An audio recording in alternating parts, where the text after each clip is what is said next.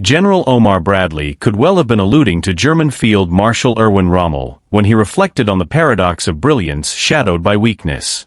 Rommel, celebrated for his daring maneuvers and tactical ingenuity in desert warfare during 1941 and 1942, particularly in the North African campaign, was simultaneously being undermined by severe logistical shortcomings that threatened the very effectiveness of his victories.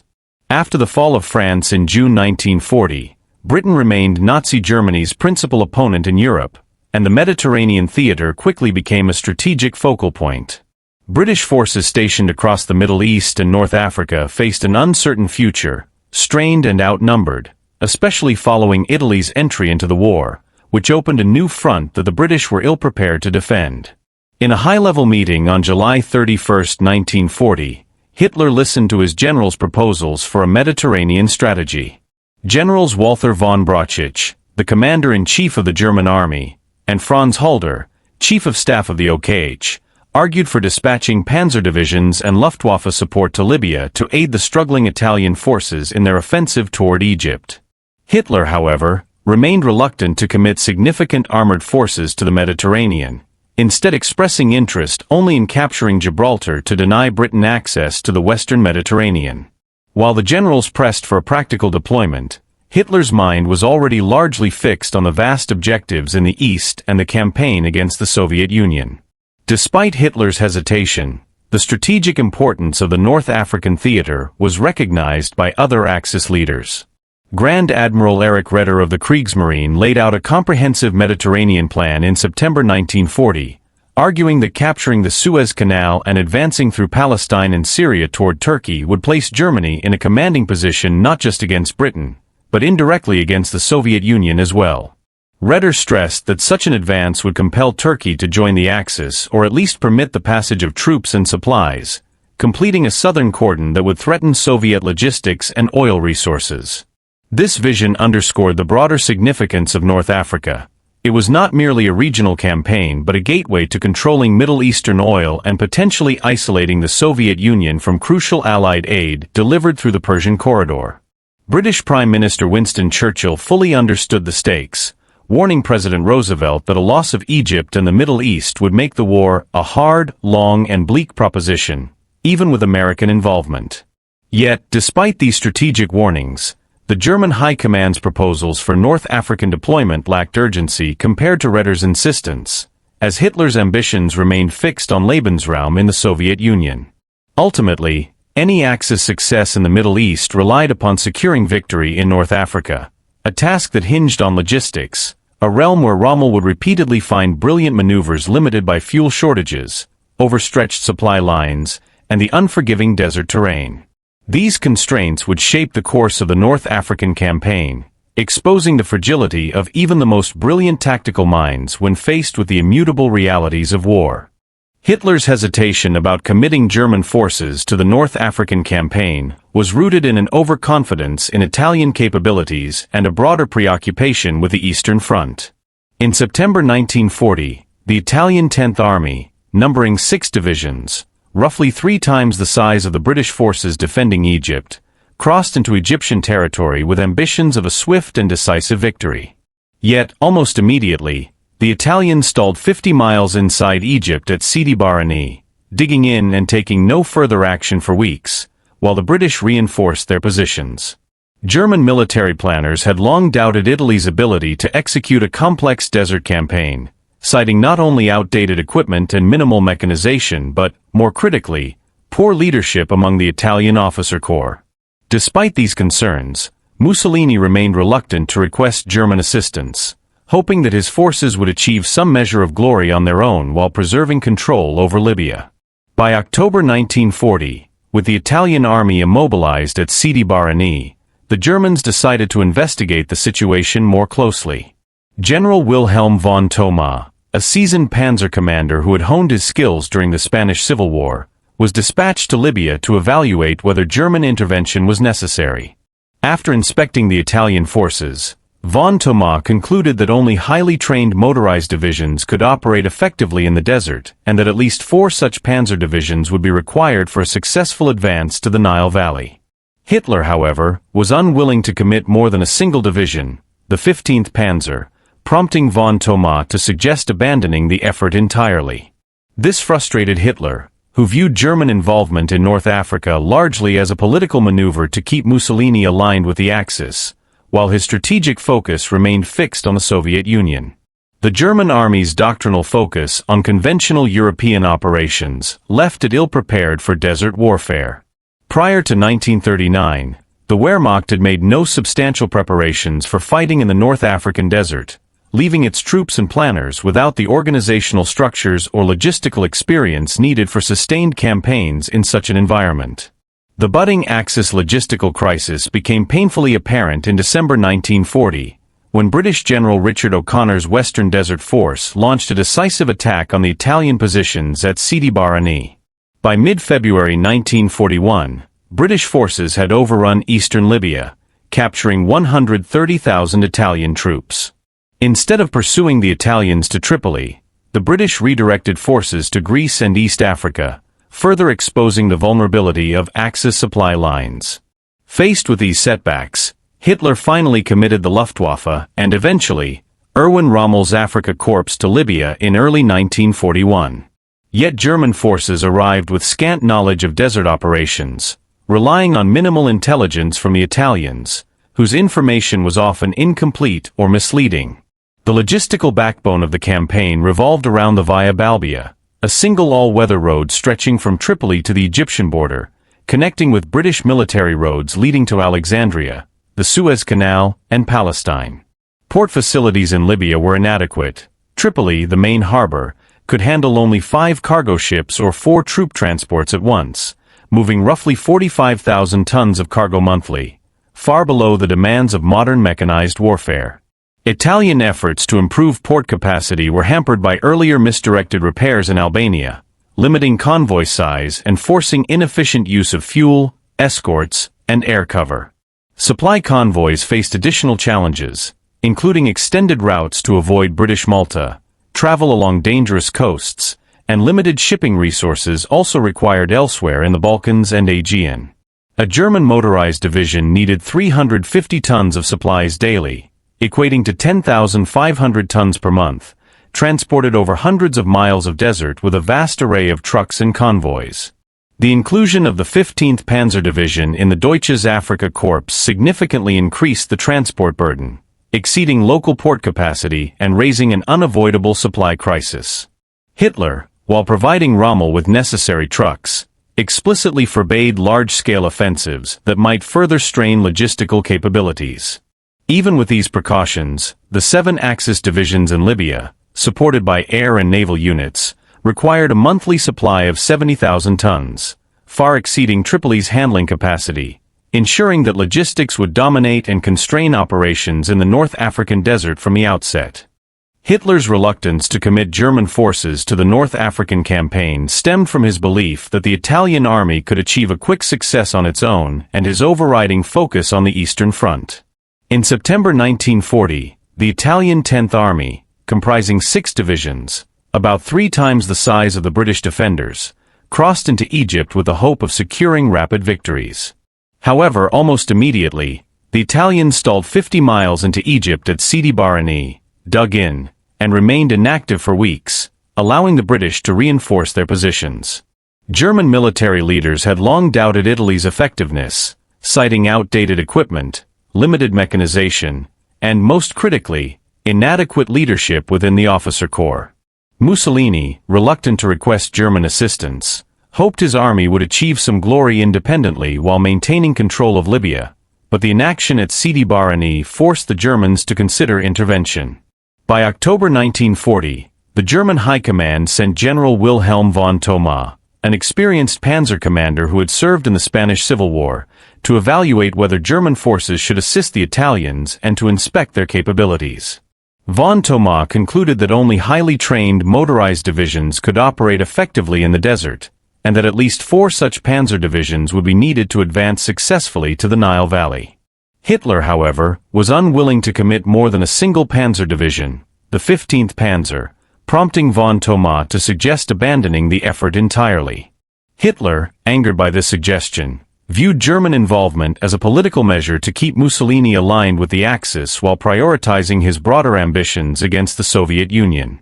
The German army's European-focused doctrine left it ill-prepared for desert warfare, with no prior organizational structures or training for operations outside continental Europe. The logistical challenges became starkly evident in December 1940, when British General Richard O'Connor's Western Desert Force struck at Sidi Barrani, and by mid-February 1941, British forces had overrun eastern Libya, capturing 130,000 Italian troops. Instead of pursuing them to Tripoli, the British diverted forces to Greece and East Africa, highlighting Axis logistical vulnerabilities. Hitler eventually sent Rommel's Afrika Korps to Libya, but German forces arrived with minimal information about desert conditions, relying on inadequate Italian intelligence. The Axis faced daunting logistical obstacles. The Via Balbia, a single all-weather road from Tripoli to the Egyptian frontier, was the campaign's main artery, connecting to British roads leading to Alexandria, the Suez Canal, and Palestine. Port facilities were limited. Tripoli could handle only a handful of cargo ships simultaneously, moving roughly 45,000 tons of supplies per month, far below the needs of a mechanized army. Italian mismanagement, including wasted efforts on Albanian harbors, further reduced efficiency. Convoys had to navigate around Malta, extending travel distances and consuming fuel and resources, while shipping was also needed for Balkan and Aegean operations. A single German motorized division required 350 tons of supplies per day, or 10,500 tons per month, transported over hundreds of desert miles. Adding the 15th Panzer Division increased transport needs drastically, forcing strict limitations on operations.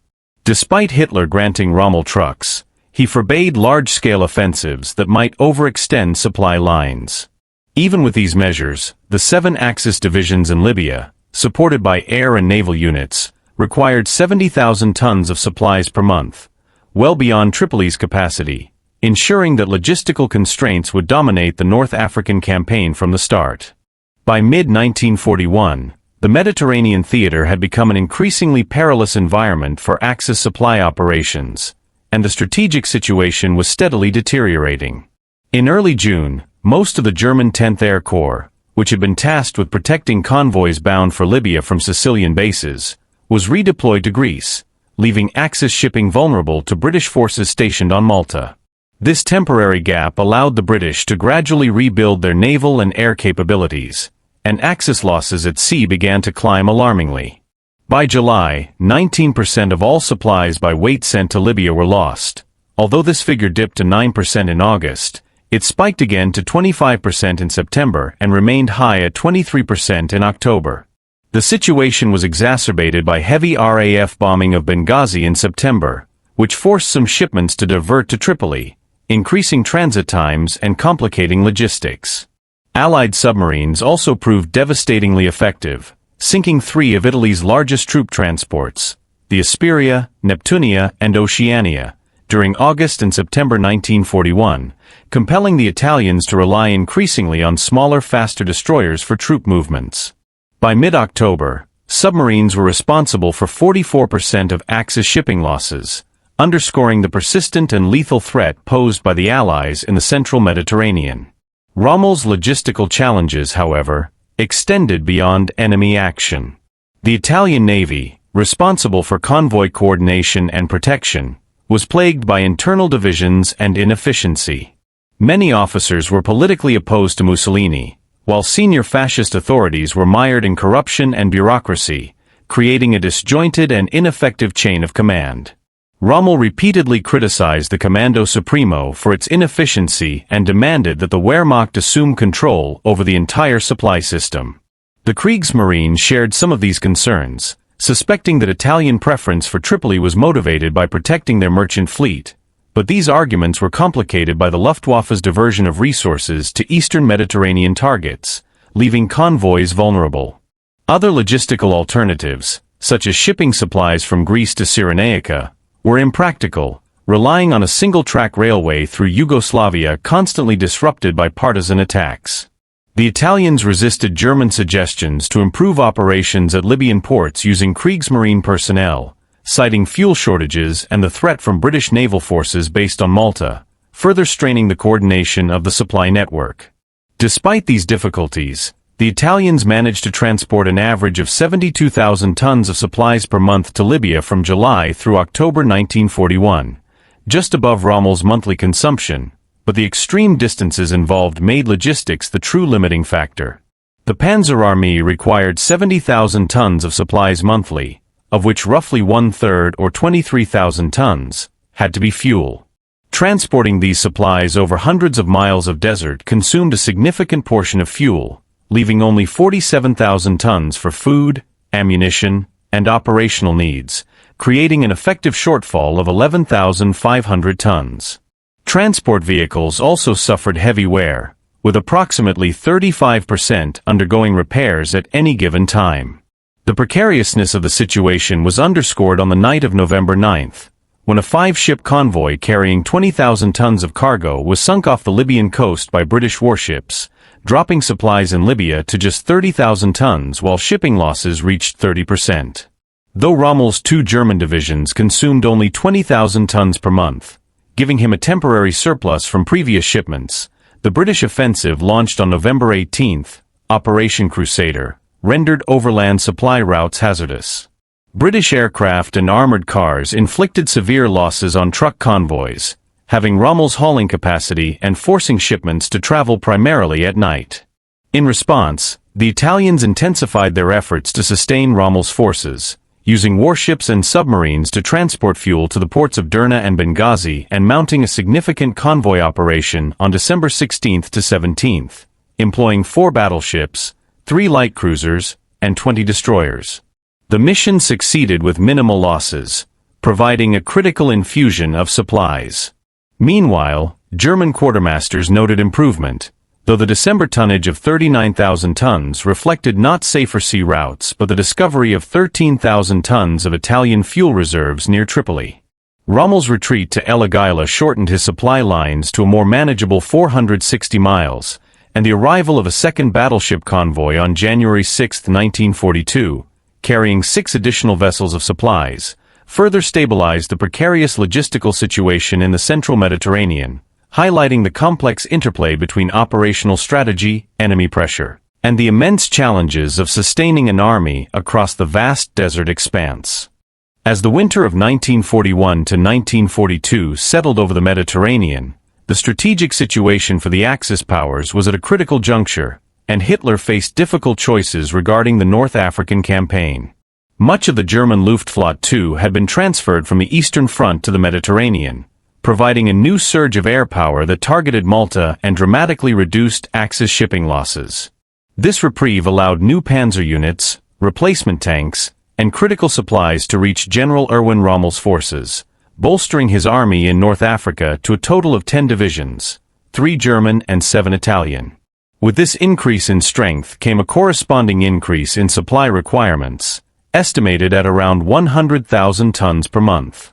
Yet in practice, Rommel was receiving an average of only 60,000 tons from February to May 1942, a figure that, while less than what had been delivered during the dire supply months of June-October 1941, was sufficient to enable Rommel to resume offensive operations and lay the groundwork for what would become an even more daring advance across the desert. While the demand of 100,000 tons a month reflected the theoretical needs of 10 fully equipped German divisions, the reality was somewhat different. Many of Rommel's units were understrength and predominantly composed of Italian forces, so actual supply requirements were lower than the theoretical maximum. Moreover, logistics were now more favorable. Benghazi, which had contributed little to previous operations, was now operating at full port capacity, reducing the overland transport distance for roughly one-third of Rommel's supplies to just 280 miles instead of the full 900 miles from Tripoli. These improvements in supply infrastructure and port capacity directly influence Rommel's tactical and operational options, demonstrating how logistical realities often dictated the strategic choices available to commanders in the theater. Given these conditions, Rommel faced a key decision: whether to consolidate his forces and wait while preparations were made for a broader strategic operation, such as the capture of Malta, or to continue pressing forward into Egypt. If adequate fuel could be secured for the Italian Navy and Benghazi maintained its operational capacity, Rommel could have paused, holding his position to prepare a larger-scale offensive into Egypt, a move that promised a calculated but powerful strike against the British defenses. By the first week of February 1942, the British had entrenched themselves along the Alamein, west of Tobruk, compelling Rommel to halt his operations temporarily. During this pause, he took personal leave and returned to Berlin to petition Hitler for additional reinforcements, requesting 3 more panzer divisions. Hitler, however, remained focused primarily on the Eastern Front, granting approval only for Operation Heracles, the planned invasion of Malta. Even then, Hitler's commitment to the operation was cautious at best, influenced by the heavy airborne losses suffered during the 1941 Battle of Crete and lingering doubts about the reliability and capability of Italian naval support. Nevertheless, Malta was being suppressed effectively enough that Axis forces in Libya enjoyed a comparatively secure supply line, giving Rommel the breathing room to consolidate his position, plan future operations, and exploit the fragile balance of logistics and battlefield opportunity in the Desert War. As the winter of 1941 to 1942 settled over the Mediterranean, the strategic situation for the Axis powers was at a critical juncture, and Hitler faced difficult choices regarding the North African campaign.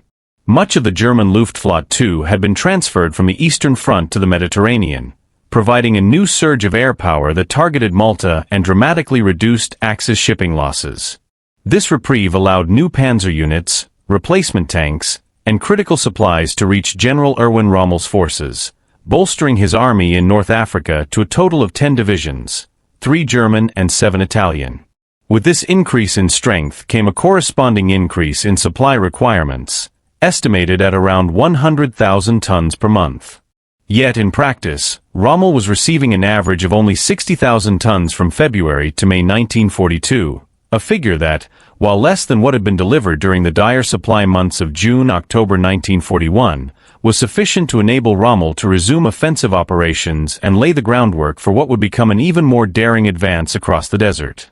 While the demand of 100,000 tons a month reflected the theoretical needs of 10 fully equipped German divisions, the reality was somewhat different.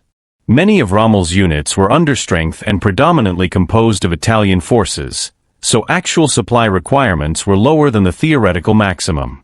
Moreover, logistics were now more favorable. Benghazi, which had contributed little to previous operations, was now operating at full port capacity, reducing the overland transport distance for roughly 1/3 of Rommel's supplies to just 280 miles instead of the full 900 miles from Tripoli.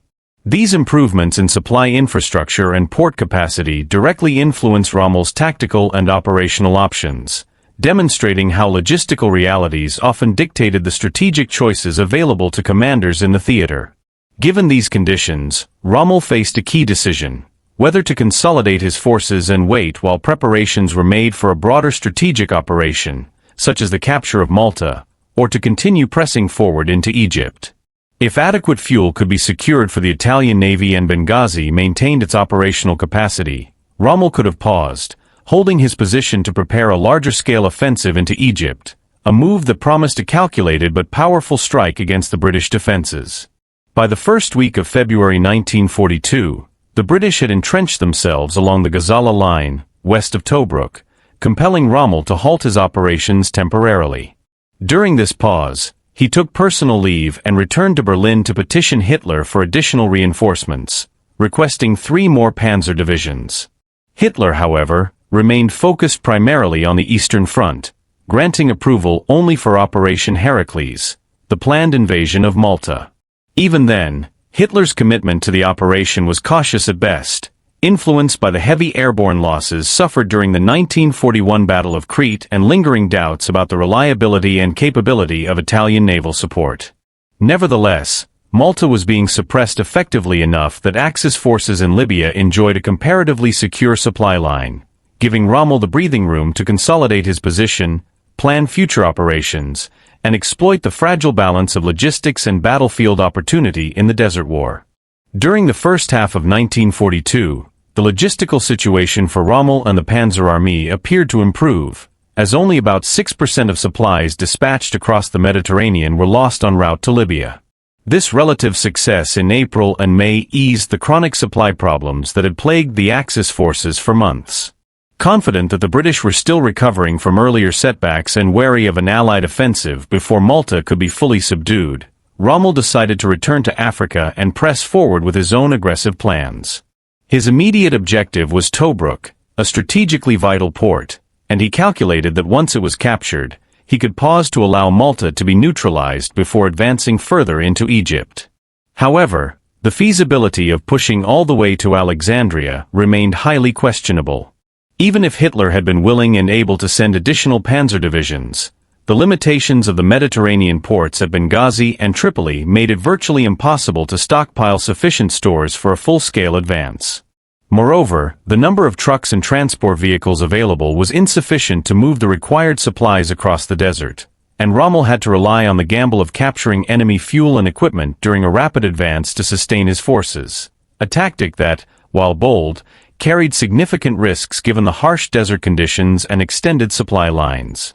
On May 26, Rommel launched his offensive, and by June 22, Tobruk fell to the Axis forces with its port facilities largely intact. Yet, despite this tactical success, the strategic situation remained precarious. The shortage of naval fuel forced a drastic reduction in supply tonnage, with deliveries falling to just 32,000 tons, and these had to be offloaded at Tripoli rather than closer ports like Tobruk or Benghazi. This constrained the Axis ability to maintain a sustained forward offensive, leaving them with only the choice of either consolidating their gains or fleeing forward, advancing in the hope of living off captured enemy supplies. Rommel, recognizing the disorganization of British forces in Egypt, argued for an immediate push, directly appealing to Hitler over the objections of Field Marshal Albert Kesselring, who preferred first to subdue Malta. Rommel's determination, bolstered by promises of adequate supplies from the Italians, convinced Hitler to support the forward thrust, placing Axis hopes squarely on the 2,000 vehicles, 5,000 tons of supplies, and 1,000 tons of fuel captured at Tobruk. Despite these limitations, the Panzer Army advanced another 400 miles before coming to a halt at El Alamein on July 4. By July, only 6% of Axis supplies were lost en route, providing Rommel with enough material to sustain his forces temporarily. However, logistical constraints were already shaping the battlefield. Tobruk, hundreds of miles behind the front, could handle only a fraction of the 100,000 tons needed each month, while trucking shortages and unreliable attempts to use the British railway from Solom yielded a mere 300 tons per day instead of the 1,500 tons planned. Axis reliance on ports at Benghazi and Tripoli, 800 and 1,300 miles behind the front respectively, compounded the problem, forcing huge expenditures of fuel and causing significant delays in delivering supplies to the front. Although the Italians successfully put 91,000 tons across the Mediterranean in July with minimal shipping losses, it often took weeks for these supplies to reach Rommel's units. Direct shipping to Tobruk in August 1942, however, proved disastrous, with losses quadrupling and total supplies dropping to 51,000 tons. Allied air power increasingly neutralized any advantage the Axis gained from capturing Tobruk. British Wellingtons and American B-24s bombed Benghazi and Tobruk nightly, destroying fuel depots and crippling port capacity. By August 6, the port at Tobruk could handle only 600 tons at a time, a capacity that never recovered, and a particularly devastating attack on September 22 to 23 destroyed the freighter Apnania, delivering tanks and ammunition, further highlighting the growing vulnerability of Axis supply lines. In sum, while Rommel's daring maneuvers temporarily achieved tactical gains, the harsh realities of logistics, extended supply lines, and Allied air superiority limited the operational potential of the Axis advance in North Africa. During the height of the summer of 1942, Rommel's logistical nightmare in North Africa reached a critical peak, as the Axis struggle to maintain an adequate fuel supply became the defining factor limiting the Panzer Army's operational capacity. Even with Malta partially neutralized and many convoys successfully reaching Tripoli and Benghazi, those attempting to deliver fuel directly to Tobruk came under increasingly relentless Allied bombing raids. Rommel, facing only 8,000 tons of fuel out of the 30,000 tons he claimed necessary for August, still resolved to gamble everything on a decisive breakthrough against the British lines. He was nominally supported by Field Marshal Albert Kesselring, who promised to dispatch additional tankers to Tobruk and even suggested flying in 500 tons of fuel per day. Yet, these reinforcements either failed to arrive or were destroyed en route. While Allied sinkings from late June through July were relatively modest, with only a dozen ships lost and just 3 in the first half of August, mostly due to submarine attacks, August 21st marked a turning point. British Beaufort bombers struck the large tanker Posarica, forcing it ashore on Corfu and denying the Italian army crucial fuel. Ultra-intelligence soon revealed plans to move no fewer than 20 ships between August 25 and September 5, 16 of which carried fuel or barrels.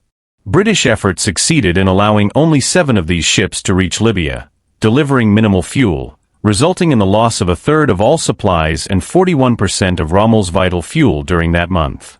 The consequences of these attacks were devastating.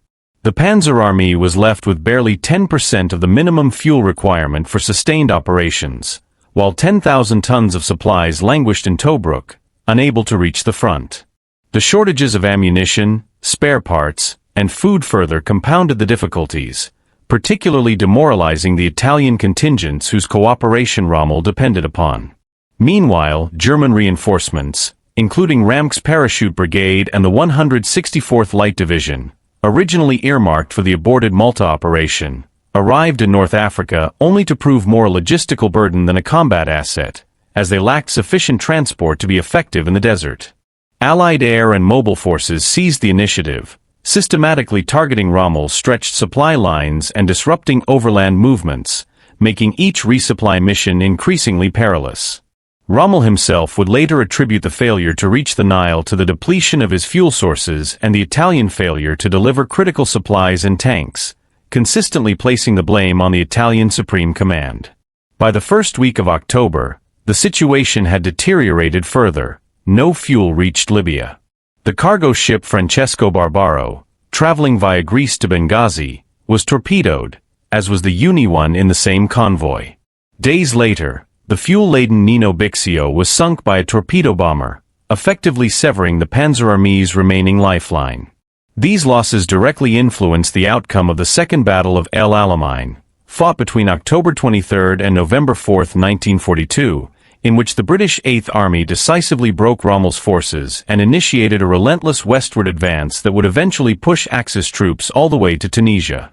Strategically, Rommel's brilliance on the battlefield was repeatedly undermined by the broader limitations of the Axis supply chain, a problem exacerbated by political considerations requiring continued support of the underperforming Italian forces.